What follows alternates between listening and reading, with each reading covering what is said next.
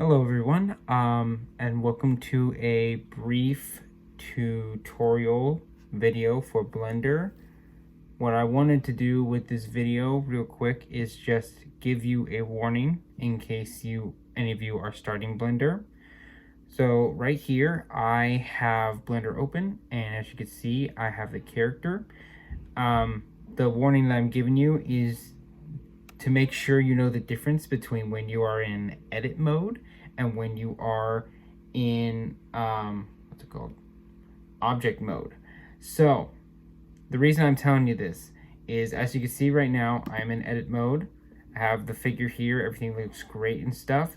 As part of the tutorial that I'm taking, Bran Sculpts recommended that I merge the two layers together, but when I tried to do that I couldn't figure out why it wasn't separating from the rest of the body.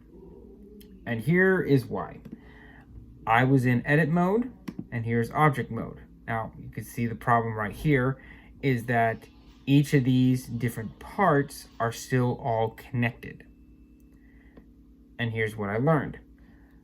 When I am in edit mode, anything I add in, for example, Shift A to pull up something, when I add anything in edit mode, it all stays together.